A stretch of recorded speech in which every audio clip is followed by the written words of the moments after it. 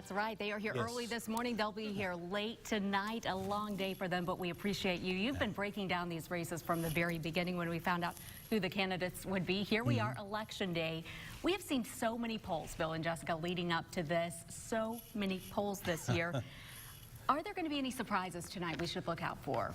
You know, it's entirely possible that you will see some surprises. I think the 2nd Congressional District race is incredibly important, especially around here. That race could be very tight. So either way, there will be a surprise for somebody there. Pleasant for one, maybe not so much for another. There you go. I'm keeping my eye on a lot of these state house races. There are really about 12 critical state house of representative races that can be an indication, a barometer, if you will, of how the night's going. 6 of them up in northeast Arkansas, some Democratic incumbents running against Republican challengers.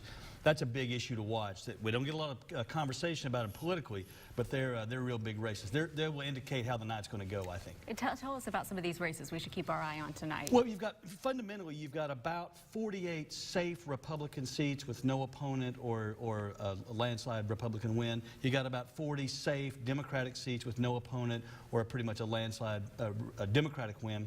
So you've got 12 races, about half of them kind of from Batesville up to Jonesboro.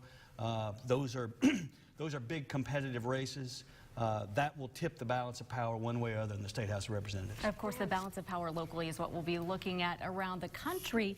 A lot of people will be waking up tomorrow seeing who will control the Senate. Of course, that's why all eyes on this election here with Tom Cotton and Mark Pryor. Will we know in the morning, though? Could it take a while to determine that? I think we'll probably know in the morning. You'll probably have a very good indication pretty late tonight how things are going to go. I mean, one thing that we do know is that this is trending to be a bit of a Republican year, so it wouldn't be a surprise if you saw Republicans gain control of the United States Senate. Although we could end up in December, depending upon what happens in Louisiana, depending upon what happens in Georgia, we could go into December not knowing who controls the United States Senate. That's big because we have a lame duck legislative session in December as well. So it'll be interesting to see kind of how the dynamics of that play out. Of course, the polls open in just about an hour and 10 minutes here in the natural state. What happens today as far as campaigning?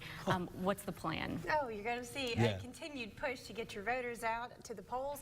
You're going to have plenty of people standing on street corners holding their signs saying vote for me, and just a lot of really good energy coming from both sides today, I think, everywhere you go.